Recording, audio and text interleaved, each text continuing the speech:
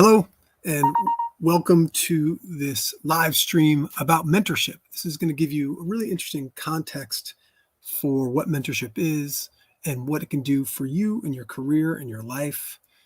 We're going to explore all sorts of different types of mentorship on all sorts of different budget levels so that you can really get a feel for what it can and can't do for you in your life. And the way I'll do it is I'll kind of walk through some mentorship experiences I've had as a mentee, and good, bad, and ugly, and we'll have some fun exploring it. So hopefully that's a good time for you. If anything I'm sharing here seems like really helpful and interesting, and you want to learn more about my thoughts on mentorship and how you can find somebody that's perfect for you, just DM me.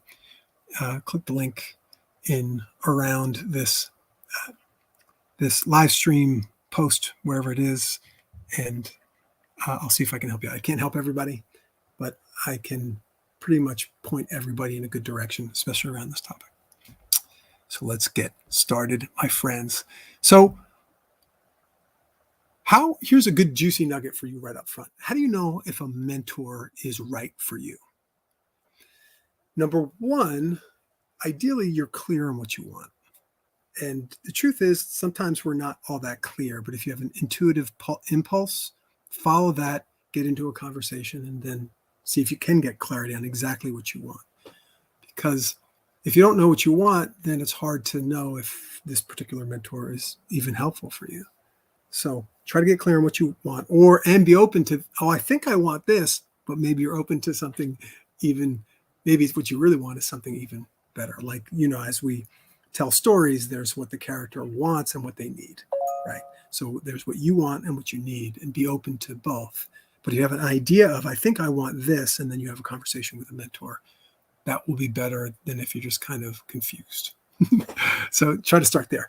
Number two, once you're in conversation with any sort of mentor that you're thinking about getting some sort of relationship with, notice the quality of their attention. How well do they listen to you? Do you feel like they're really in it for you? And are they patient with your journey? That's really important. And do you feel good? Do you feel like, this person gets me and appreciates me for me? That's the sort of thing that's going to, let me turn off my phone here. So you want to notice how you feel and really how they hold space and how they listen to you. That's number one. Number two, notice the quality of their questions. When people are less experienced as mentors, they'll kind of go to cliche. Tell me about yourself or whatever. We'll talk about things, and it's a little clunky, and it's in them guiding you through the experience.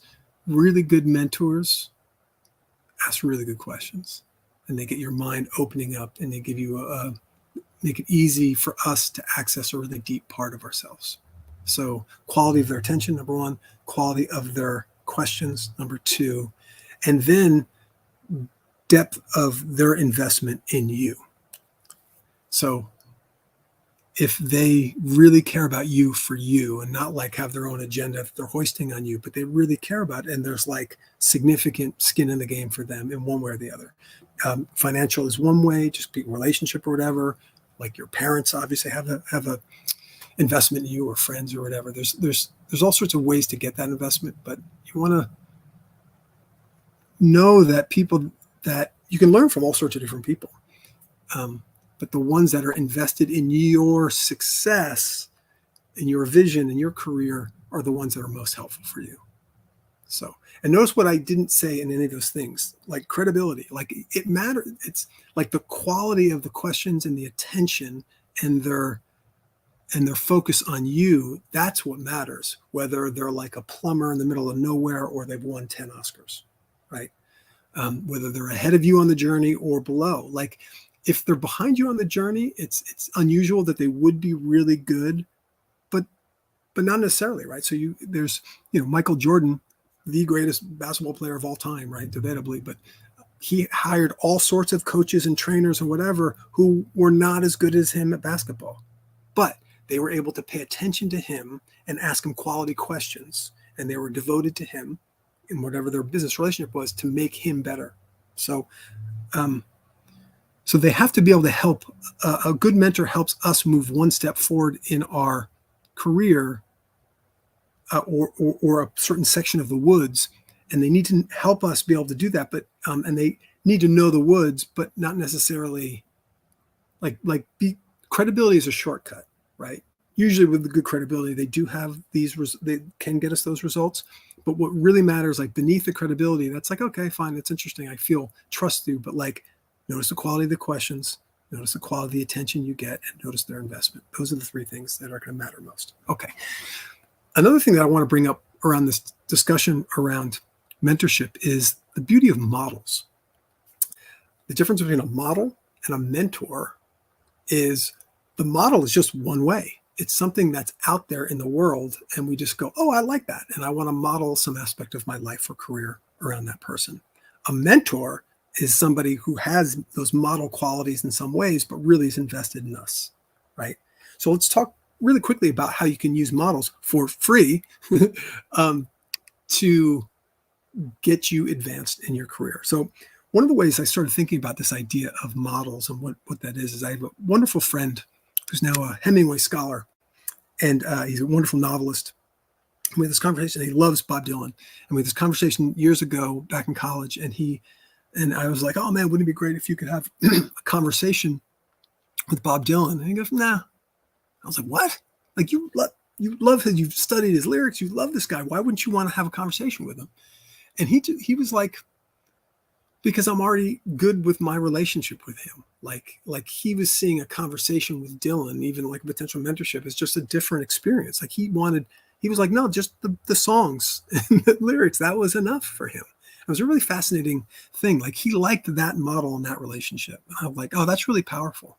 So I invite you listening to this, like who are the people that you'd like to model your career after? So here's a couple examples from my own life. For filmmakers, like, because I still identify as a writer-director, even though I'm mostly, writing screenplays right now and coaching people right now. But I started out my career writing and directing films, and I will write and direct again at some point. So I think of my favorite storytellers are Martin Scorsese, Stanley Kubrick, and Richard Linklater. I've got two posters from two of those guys, and I've got a Scorsese poster on the other wall there. Scorsese for his passion with the relationships, Kubrick for the magnitude and his kind of playfulness and depth, and then Richard Linklater for his thoughtfulness and casualness. But they would see the world and express it in those movies in a way that more deeply to me than any. And what's interesting is with Scorsese, it's really not all of his movies. It's the third that really gets into the world of the gangster stuff. Some of the other stuff doesn't really speak to me, but the gangster stuff goes. It's amazing for me. With Linklater, it's a good half. There's some of the stuff that I'm not as excited about. With Kubrick, almost everything except a few of his early pieces. So anyway, so even when you have a model that's like your favorite of all time, it doesn't mean 100% of everything they do. Right? That's a good takeaway. Another thing with models. Oh, my favorite sports coaches, because in my program to coach writers, I think about some of the highest performing athletic programs in the world, whether it's like an MMA gym or just like an intense college program.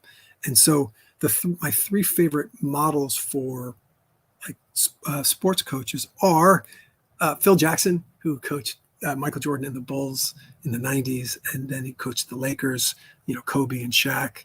And he had this sort of this spiritual approach to the game.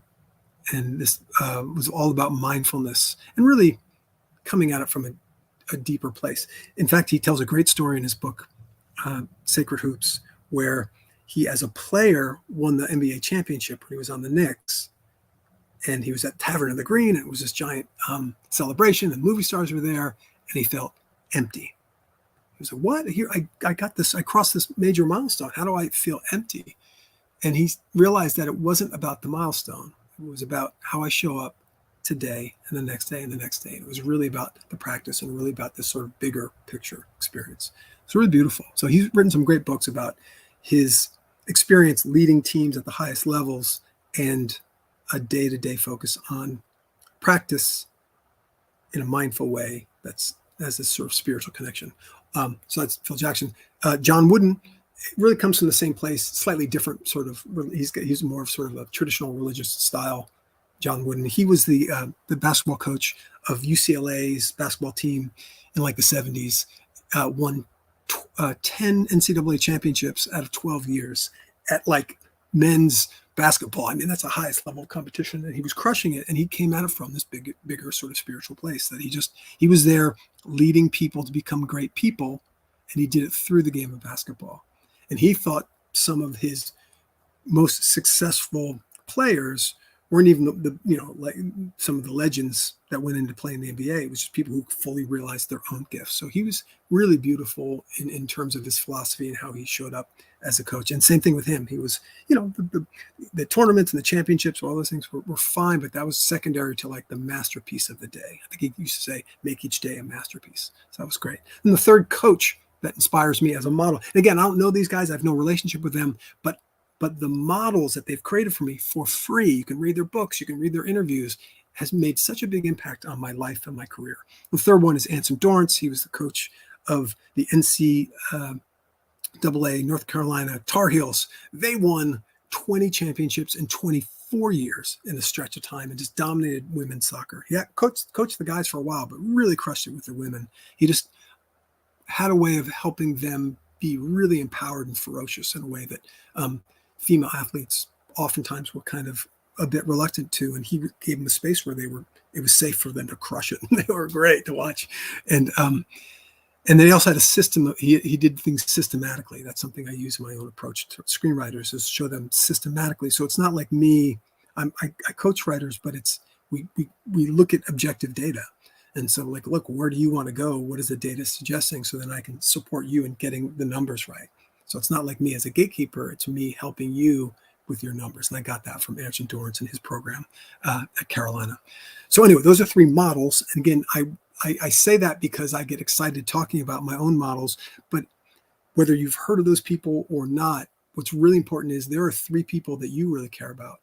There's more than three, but if you focus on two or three, that'll help you sculpt your energy and focus on what you want in terms of something ahead. And again, this is free. When you think about models, it's totally free. Just whatever you want to focus your attention on. And then the third one I would talk about is I actually have on my desktop what I call kind of like my Mount Rushmore. I have three different people who have the energy, and just, again, I don't know these people. So I'm just projecting on how these people model for me. And actually what's interesting is they all have the first name Rick.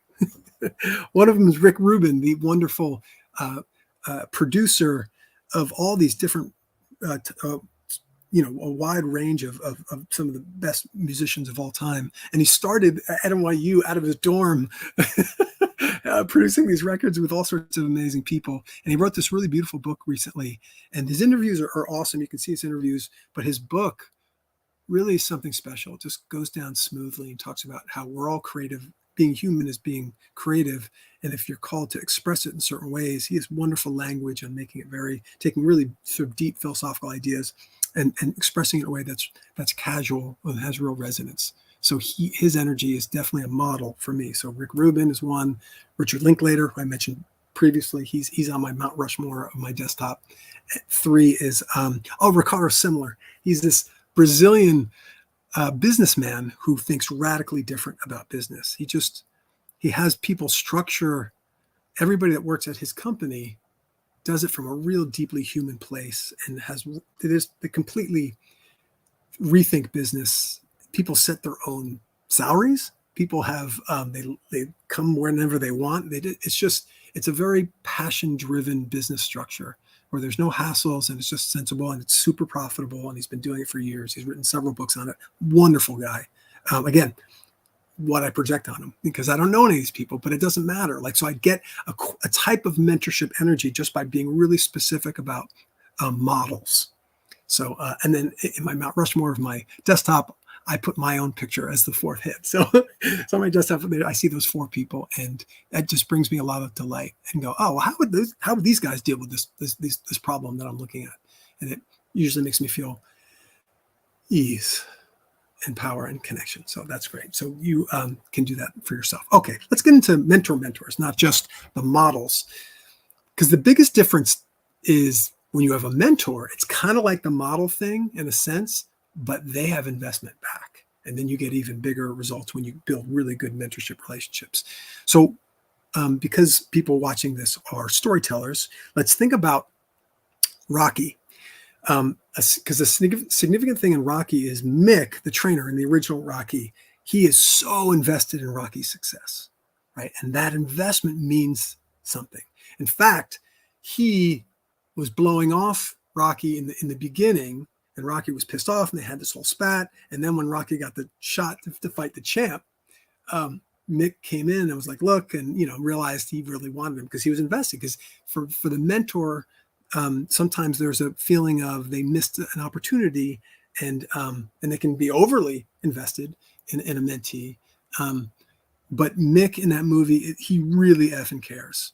And to the extent that he was a good mentor, he really did it for Rocky and Rocky's best interests, right? But the investment that he had, and Rocky, Mick comes in. I don't know how long ago you've seen that movie. Mick comes in and says, "Hey, I want to train you," and Rocky refuses the call to that mentor. It's really interesting, and then finally comes back because they had that spat. So anyway, and then when you think about Star Wars Episode 4, Obi-Wan Kenobi, he went to Tatooine for like years, and he was so devoted to that mentee. And that devotion is what makes the difference. When you find a mentor that is so all in on you and your path, or when I've been a mentee and I've met mentors that are so all in on my path, it is an effing game changer, because we limit ourselves sometimes. Oh, I'm not good enough, I don't deserve it, or whatever the way we sort of these messages that come up for ourselves. But a great mentor knows we deserve it and showers that love on us. And so that mentor will allow us to sort of open and soften those self-limiting beliefs so that we allow much more amazingness and creativity and power in our lives. So, but it's that devotion to our success. And by the way, so this is a really interesting thing. The number one reason that I think some very prestigious mentorship programs fail, and I won't call out anything in particular because their intentions are good, and there's a positive here. It's like, just because they're not as good as I think they can be doesn't mean they're not necessarily worth it or whatever. But several prestigious mentorship programs often do a free model. So they'll hook up, you get into this thing, and all of a sudden this person who has this great career is going to be a quote mentor. And what it really is it's like, you show up for someplace and you have coffee, and maybe they do some notes on a script, but that's it. And is that awesome in itself? Yes, of course. Especially some of these legends that are here, and the career they have that's amazing, and the war stories that they share. But if it's just them kind of volunteering for a coffee or two or 7 notes or two, there's not much skin in the game. So the value the mentee gets from that sort of structure is really limited. It's better than nothing. And if it's free, it's fine. But in the right relationship, money can really be a wonderful bonding agent for me as the mentee and the mentor that I sort of hire to bond and get us better results. Or when I'm a coach and I get somebody else, I can get better results. It really depends on. So whether you obviously got to be authentic to whatever your budget is, and if it's free, then you have nothing to lose, right? But if there's some way, it doesn't have to be money. Money is just one really great tool, but there's some way to really get that investment, the mentee is going to get way better results. And that's one of the biggest things I see in some of the most prestigious mentorship programs in the business. To me, are really, there's a huge opportunity for them to be way better figuring out some sort of investment. Investment bonding energy. Again, doesn't have to be money, but money is one good one. Because money brings opportunities. Okay, let's get into my specific favorite mentors. Again, I'm sharing my my personal ones as a way of inspiring you to think about your own, because that's really what matters for you listening to this. So hopefully my excitement and some of the details I share about my own experiences trigger, oh, I didn't think about this mentor or that mentor, good, bad, ugly, so that you can dial in what's really the best for you in terms of this powerful sort of aspect of you building the dream career for yourself. Okay, so let's start with my least favorite mentors. I'm certainly not going to call out these people, but there's 3 people who I think back and go, wow, that was not a great sort of mentorship experience. The first was this basketball coach I had when I was a youth, and he was I guess he was coaching some team or did whatever. And the funny thing is, he just was really boring and, old school. This was probably the 80s or something. But there was one move that he showed me one time that I still use to this day. So thank you, coach, for that. But other than that, just boring, like dull, uninspired. But he did say something actually that was really interesting. He said that basketball has given me everything that I've got in life. And I was like, what? That's just weird. He was like, but like he really was devoted to it. And that's one thing to watch out for the wrong mentor, is if it's about them and their thing and their agenda, that's not really the best thing for you. And his thing was, it was like a traditional public school sort of coach. So he wasn't set up for great things. But yeah, he was on my list of least. And even he gave me something really beautiful that I still use when I play basketball. So that's number one. Number two was, oh goodness, I hated this guy.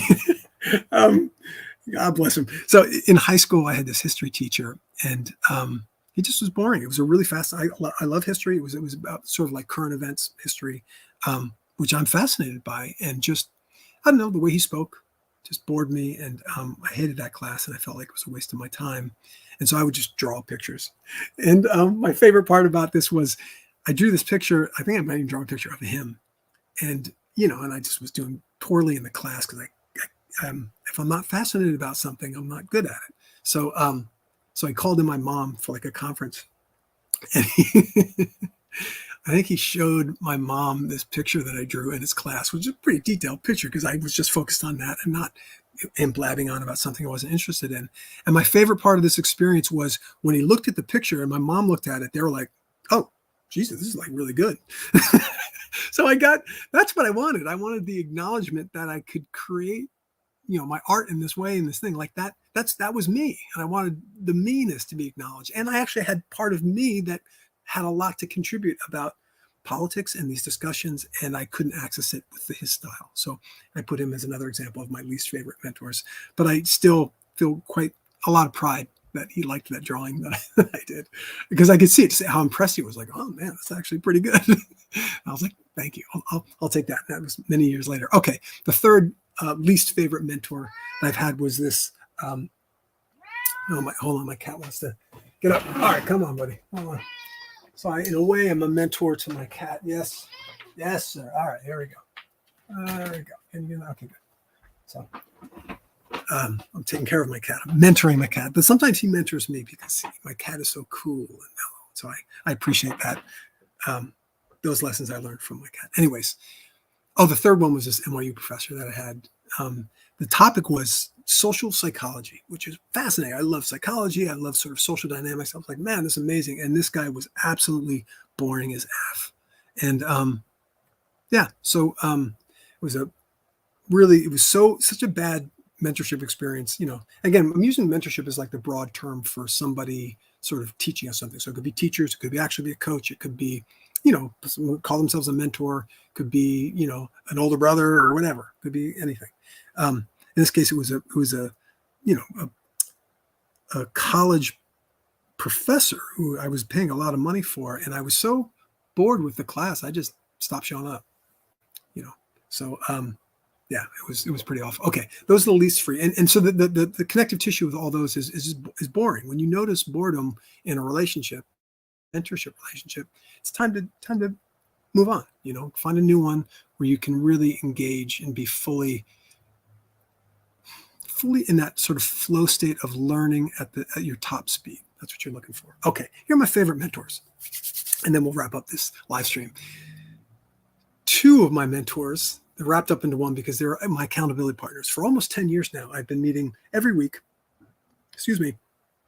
with a professional TV writer and a professional independent feature film maker. And we do a 3-way accountability partnership. And it's wonderful. And so the mentorship that I get from each of those has been so profound. They're totally invested in me and my success in my own way. And this is a free arrangement, right? It's really great. And then I also get to practice coaching them or mentoring them. So it's sort of a trade. But yeah, it's been going on for 10 years, and it's absolute amazing game changer in my life. So many of what I've learned has been from these guys. So many great things in my life that I really ran with I've gotten from this mentorship support from these two guys. So know that that's an option. When you're in an accountability partnership, you can co-mentor each other. It's a really great way to practice receiving and giving that mentorship energy, which is powerful. And by the way, when we practice mentorship energy with a cat, with a nephew, with whatever, what we're really doing, or one aspect of what we're doing, is sculpting the way that we mentor ourselves in that inner conversation, because there's part of us that has the answer and part of us that's scared, and there's an inner dialogue that goes on. And when there's a gentle supportiveness with that inner dialogue from the side of us that has the answers and the side of us that needs the answers, that's when we can really be fully optimized. So good, healthy mentorship relationships in real life help us really deepen and optimize that inner dialogue, which is really the core of you being as creative and powerful as you can, if that makes sense. So anyway, that accountability partnership with those two guys in the business, it's been amazing. Oh, my online business coach, this guy named Robin Waite, this British guy, wonderful guy, and he very high paid. So the first example was free. This one is lots of money, but again, the money made him invested in my success in a way that was really special. So that was exciting. And one part of his magic was I didn't think I could afford them because it was pretty pricey, or actually didn't even know what it was, but it felt pretty pricey. And then in these conversations I had with him, he was like, well, if you kind of do this, Brooks, instead of that, you'll actually be able to create this money. I was like, oh, you're hired. It was amazing. And then even better, it wasn't just that I knew that sort of, because the solution that he had was kind of a long-term way to sort of generate more wealth. And then I was like, oh, actually, I was so inspired by opening that self-limiting belief. I was like, oh, I had this self-limiting belief that I don't think I can afford this guy. And then he was like, well, if you look at it this way, so that way, I was like, oh yeah, I can afford to work with you. And then I went further, was like, oh, I'm going to actually generate even more money and then even hire you a different way. And I did that. So that's the thing, is when we soften the self-limiting belief, it can lead to exponential results, ones we wouldn't even think of. So there were layers of it. And that was a paid mentorship opportunity that was just amazing. So that's two. Third one is Boris Fruman. He's a legendary NYU professor. So that's another paid example through a prestigious traditional program. He was not all that invested in me, but he liked me, and I liked him. He was really brutal. He was this Russian guy, and just was very, very direct. And some people would cry in his class, but he was nice to me. And so I liked him. And it was the first person, because I made about 50 short film experiments before I got to NYU. And then I got to NYU, and he was the first serious filmmaker adult that would take my work really seriously. And that was like, oh my God, that's amazing. Because, it was one thing to show your friends like, hey, cool, it's great. But a real adult at a real, top of the food chain film school going, yeah, this is great. And here's why it's great, was amazing. But it was limited because he was, teaching a whole class. And but I put him as one of the best because it was one of the first sort of adults that really saw my work and creativity and really made a big impact on me. And I did because I made a feature the summer after I left NYU, and I had a character in that was based on Boris. And I invited him to be an actor and do a cameo in my film, and he did it. So I'm still grateful for him. I should dig that up maybe someplace. He's great, because anybody who's gone to NYU, there's legends about this guy. Some people really hate him, and I was one of the people that really liked him. And everybody would do this, his accent. He's talk like this. He's just, guys, just do good shots. So maybe that's not at all funny to anybody. Sorry. But he was a beloved mentor for me. So there's only two more, and then we'll wrap this up. The fourth out of my 5 top mentorship experiences of all time was my therapist, this guy, Bob Bosworth. I saw this guy in the 90s when I was in my 20s, and this guy absolutely changed my life. He was, I said before, the quality of his attention and the quality of his questions to help me really sort out some deep things I was struggling with in my life. Phenomenal. And this guy's commitment. Oh my God. What's interesting about this guy is he's like an outlaw therapist. Like he didn't have, he's since passed. He was like in his mid 60s then. And I don't think he actually had a license. And I think, and he did therapy out of his like really weird apartment in Brooklyn. But I found out about him because a woman I was dating at the time was friends with his daughter. And she started seeing him because she's like, you should see my dad. He's great. So she started seeing him, and he was like, oh, and she was like, oh my God, this guy's amazing. You got to see this guy. I was like, all right. And so I started seeing him, and it wasn't really till a long time I realized, like, I reflected back, like he had this really crappy ass apartment, and it didn't matter because the quality of his attention was so strong, and the results I was getting from being listened to in that way was so powerful. And I just felt like he saw me in this big, powerful way that I could see myself, but wasn't.